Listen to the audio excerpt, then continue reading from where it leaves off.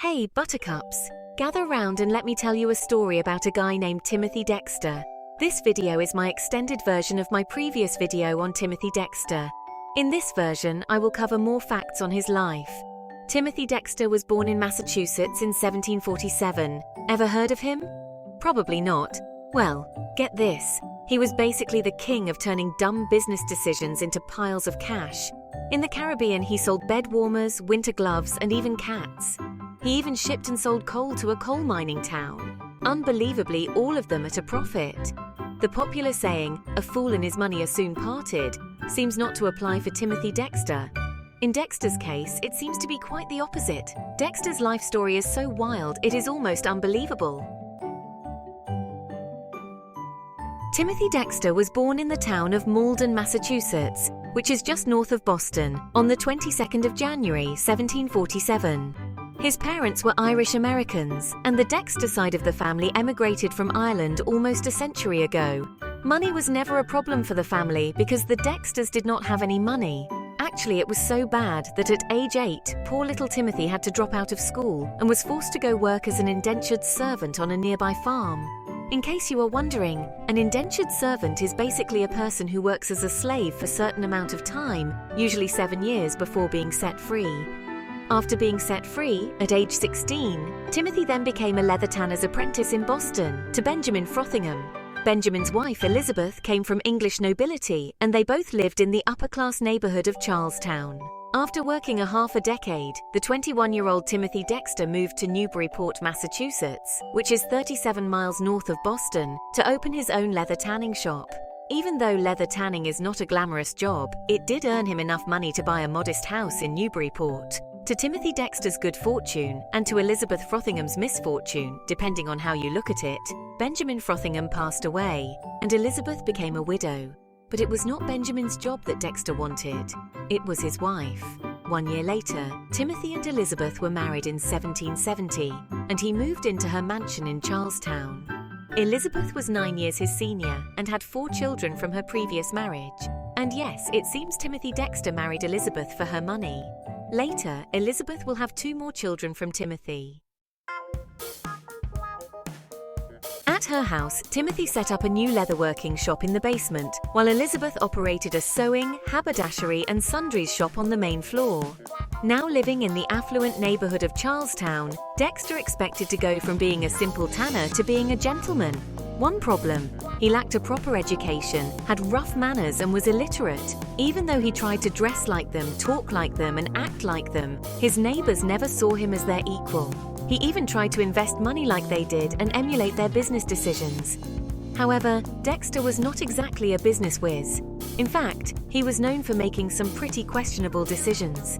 Okay, let me just stop being polite and just say Timothy Dexter was known to make some stupid decisions. But somehow, by some stroke of unbelievable luck, these decisions often ended up making him money. We are talking shipping wool mittens to those same sweltering islands, sending coal to a place literally known for its coal mines, and buying up whalebone like it was going out of style. Spoiler alert, it was. When the American Revolutionary War broke out, the Continental Congress started to issue the Continental Dollar as currency in 1775 in order to pay its troops. To oversimplify things a bit, Continental Congress printed far too many of their currency, and the British circulated counterfeit Continental dollars throughout the war. The value of the Continental dollar plummeted. By 1781, it was so worthless that it stopped functioning as currency at all. A common phrase at the time was the dismissive, "It's not worth the Continental." By the 1780s, Timothy Dexter's high society neighbors like John Hancock and Thomas Russell were buying up the worthless currency at not even a penny, but at a fraction of a penny. Desperate to be one of the boys, Dexter had followed suit and also started buying the currency. However, America's high society was only buying modest amounts of the currency, mainly as a means of showing support for the war. Unlike his neighbors, Dexter was buying every single Continental dollar he could get his hands on. He invested not only all of his money, but also all of his wife's money on a worthless currency. My big question is, where was Elizabeth during all of this? Dexter's wife is known to be a frugal woman, so how did she allow her husband to gamble with all of her money? Perhaps he invested her money without her knowing about it. By all accounts, this absolutely insane decision should have bankrupted him. And guess what? Against all odds, Timothy's crazy gamble paid off. Big time. A year after the ratification of the US Constitution, in 1789, Alexander Hamilton was appointed the first Secretary of the Treasury. In 1790, he convinced Congress to redeem the worthless continental dollars for US Treasury bonds at 1% of their original face value. Overnight, this decision made Timothy Dexter a very, very rich man. With his new self-made wealth, Dexter now expected to be a bona fide member of the upper class. However, he was never fully accepted by the genteel and sophisticated upper class of Charlestown. Seeing that his newfound wealth made him even more unpopular, he decided to leave Charlestown, and in 1791, he moved his family to Newburyport. At Newburyport, Dexter bought 2 homes. Both were in the middle of the richest neighborhood of Newburyport.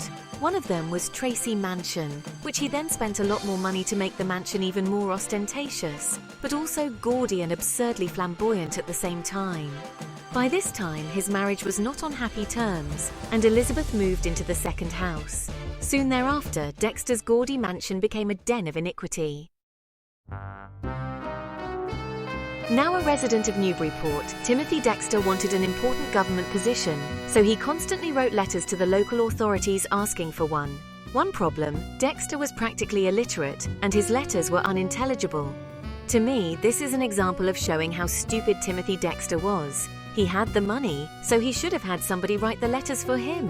Heck, he should have hired teachers to teach him to read and write, but I guess he was too stupid to figure that out. Anyway, with his newfound wealth, he bought not only homes but also several merchant ships. He would have his ships sail to the Caribbean and have them loaded to the brim with Caribbean goodies and sailed back to America, where he sold them for its substantial markups. Here, I speculate that Timothy Dexter was lucky enough to hire a smart and savvy captain for his fleet of ships. After all, it is already hard enough to deal with a stupid person, especially when a business venture goes from bad to worse.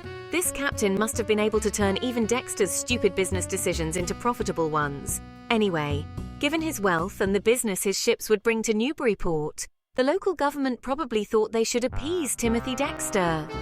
Since he had no real skills or experience suitable for a life in public office, Newburyport appointed him as informer of deer. Considering that there have been no deer in Newburyport and its surroundings for 20 years, this position was a totally made-up position with no real authority. Okay, so remember how I said Timothy Dexter's business decisions were, shall we say, a little unorthodox? Well, buckle up because this next one takes the cake. His new neighbors were not any better than the ones he had in Charlestown. A few of them were giving him bad financial advice in hopes of seeing him go bankrupt. One of Dexter's new acquaintances suggested selling bed warming pans to the West Indies, since nobody in the West Indies had ever heard of a bed warming pan before, and that the market there was wide open. Bed warming pans were lidded, long-handled brass pans in which you would fill with ignited coals in order to heat a cold bed, a utensil that is totally useless in the sweltering heat of the Caribbean. Or is it? So Dexter decided to buy 42,000 bed warmers and ship them to the West Indies. I truly wonder what Dexter's captain must have been thinking. He must have been thinking, time to find a new patron once this voyage is over. Unsurprisingly, none of the locals were interested in buying expensive items to warm their beds. However, I suspect one person did buy one of these pans, or perhaps even 4. Dexter's captain probably asked the person, why is he buying the pan? The person probably replied that he worked in sugar and molasses refinery, and that he is in need of sturdy, long-handled, heat-resistant ladles. Hence, Dexter's captain and crew probably went around the West Indies selling the bed-warming pans as molasses ladles to sugar plantation owners. After all, it is better to return to your boss with something to show, instead of ship full of unsold cargo. Making various stops at ports around the Caribbean, all 42,000 bed warmers were sold at an average profit of 79%. Damn it! I wish I had some of Dexter's good luck. When one business venture turns out to be success, you would think, why not repeat it? Dexter's captain probably convinced his patron otherwise, saying there were no more customers left in the Caribbean to sell bed-warming pans to. As if selling bed warmers to sun-drenched islanders was not bizarre enough, Timothy Dexter decided to up the ante. He bought up a massive shipment of wool mittens. And you will never guess where he decided to send them. Yep, you guessed it, the Caribbean. I guess Dexter's captain did not tell his patron that his bed warmer pans were sold as molasses ladles instead.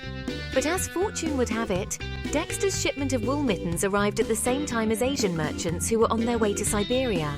The Asian merchants bought all of Dexter's cargo.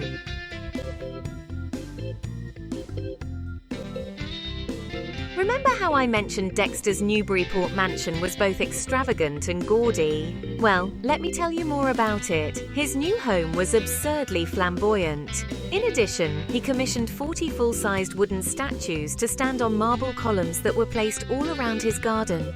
39 of them were of history's greatest men, such as Benjamin Franklin, George Washington, Thomas Jefferson, John Adams, and Napoleon Bonaparte. And one of them was Timothy Dexter himself. Each of the statues with its column was 15 feet or almost 5 meters high. Each had a plaque with a small description of the man it depicted. The one with Timothy Dexter read, "I am the first in the East, the first in the West, and the greatest philosopher in the Western world." I guess this goes to show you how much of an ego this guy had. Jefferson's statue held a scroll with the Declaration of Independence lettering painted on it. Dexter insisted that Jefferson wrote the Constitution and had to resort to firing his pistol to get the painter to change it. It is amazing how a person who has lived through America's formation could be so wrong. Again, showcasing how stupid Dexter was. Likewise, there were many other historical inaccuracies in many of the other statues. He even declared himself Lord Timothy Dexter. To encourage people to actually call him Lord Dexter, he provided free food and refreshment on his estate. Despite now living a charmed life, Dexter's personal life was not so lucky. He married for money, but now that he made so much of his own, he did not really need his wife anymore. He started spreading the word that she was dead. If anyone happened to see her wandering about his mansion, Dexter would say that it was merely her ghost who had taken to haunting him.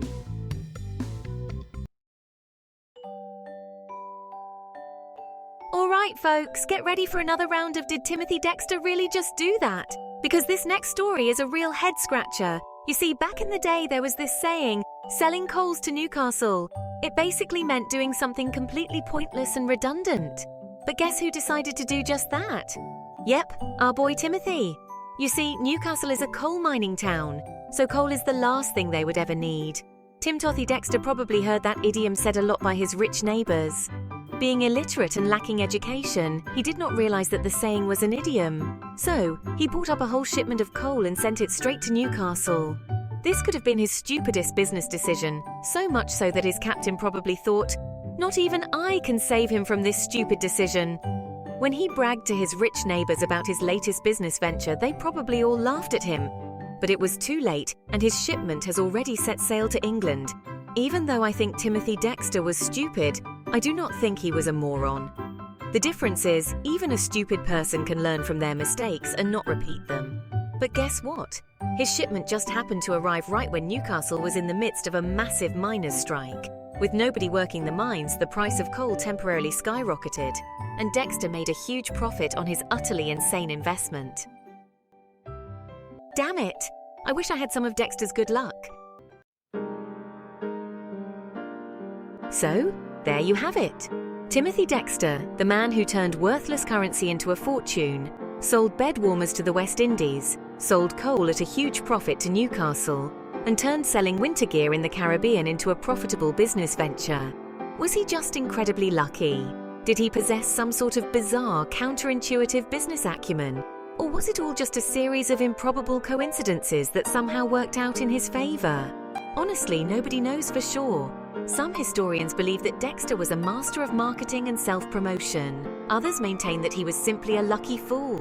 Personally, I think he was lucky to find and hire a smart and savvy captain. But whatever the explanation, one thing is for certain. Timothy Dexter's story is a testament to the unpredictable nature of life.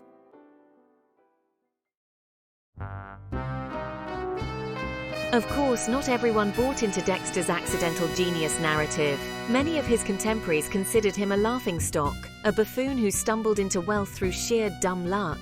They mocked his lack of education, his eccentric behavior, and his unconventional business practices.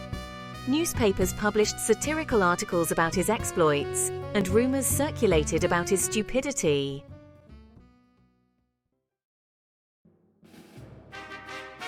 So, you would think after the whole Coles to Newcastle fiasco, Timothy would have learned his lesson, right?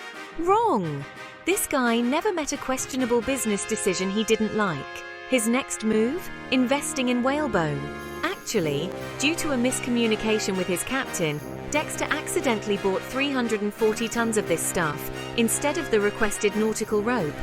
Now, before I go any further, by the term whalebone, I mean baleen. In other words, a misnomer. Instead of teeth, the baleen species of whales have baleen, a filter feeding system made mostly of keratin.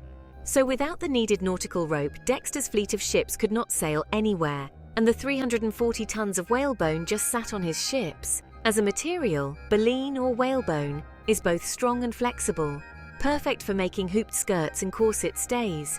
Hooped skirts and corsets made with whalebone ribbing became the fashion rage in Europe, and very soon in America too.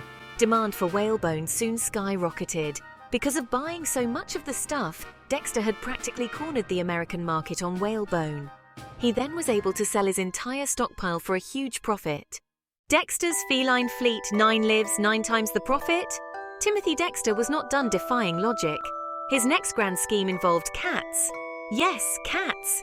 Newburyport may not have had any deer, but there is one animal it had plenty of, and that is cats. Actually, at one time there were so many stray cats that there was a town meeting on what to do with them. Dexter not only offered to house them, he also offered a small fee for each stray cat brought to him. Here is what I speculate had happened. Due to so many voyages going back and forth to the Caribbean, some which were probably selling more bed warmers as molasses ladles, Dexter's captain was aware of a huge rat infestation on plantations and warehouses throughout the Caribbean. The captain must have suggested to his patron to ship the stray cats to the Caribbean and market them as expert rat catchers. After collecting hundreds of stray cats, Dexter then shipped the cats to the Caribbean, and yes, you guessed it, he sold them all at a profit. Okay, so picture this. It is 1806, and our eccentric friend Lord Timothy Dexter decides to stage his own funeral while he is still alive. He wanted to see how people would react, what they would say about him when they thought he was gone. He had a mausoleum built on his estate, then arranged for one of his clerks to spread the news of his untimely demise. To his delight, over 3,000 people showed up to his funeral. However, Dexter came out of hiding and started beating his wife with a cane when he saw she was not crying at the funeral. I have no further comment on this. Let's just say, incident.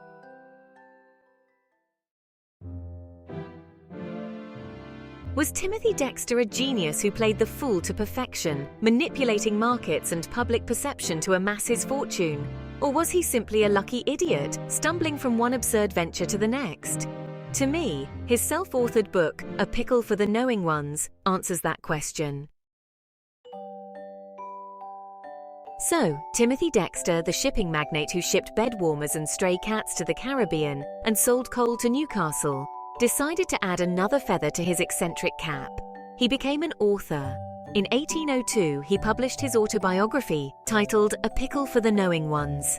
Imagine a book filled with rambling anecdotes, bizarre opinions, and a complete disregard for grammar, spelling, and punctuation. Actually, it is not too hard to imagine, considering that Timothy Dexter was functionally illiterate.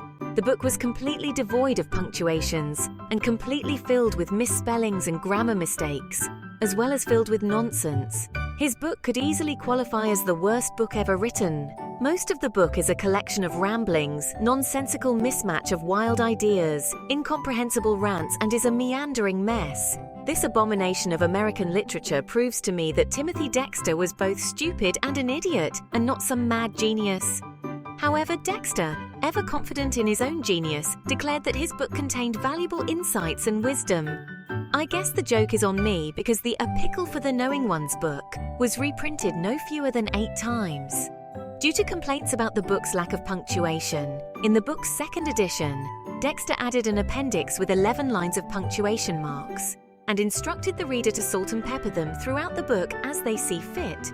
Basically, Dexter was saying, "Look, you want punctuation? Fine, here it is. Put it wherever you want.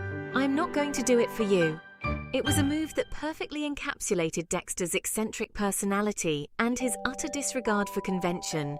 Or maybe it is just a load of, well, pickle. As we come to the end of our journey through the life and times of Timothy Dexter, we find ourselves reflecting on a tale that defies conventional wisdom. From his humble beginnings as a tanner to his improbable rise as a wealthy trader, Dexter's life was a series of audacious gambles that somehow paid off. He was a man who turned absurdity into an art form, a living testament to the unpredictable nature of fate. He was a man of limited education, yet managed to outwit his more learned contemporaries. His investments seemed foolish, yet they brought him immense fortune. Was he a fool or a genius? In my opinion, he was an absurdly lucky idiot. Timothy Dexter died in 1806 at age 59. This time, far fewer people attended his funeral. However, even today, Dexter's legacy endures, not just in the pages of his peculiar book, A Pickle for the Knowing Ones, but in the annals of American folklore. His story serves as a reminder that sometimes the most unconventional paths can lead to the most extraordinary destinations. Whatever conclusions we draw, one thing is certain: Timothy Dexter's life will continue to fascinate, perplex, and entertain for generations to come. So there you have it, the utterly bewildering, undeniably entertaining tale of Timothy Dexter, the luckiest fool and idiot in history. Thank you for joining us on this whimsical journey through history. Until next time, keep questioning the improbable and embracing the absurd. Thank you for watching. Hope you found this video informative and entertaining. Please subscribe, like, share, and comment. We do like to know and hear your feedback. And if you have the means, please consider supporting us on Patreon, where you can get early access to our videos, and where we post bonus material. Till next time, this is Geeky Tidbits saying cheers and have a good day.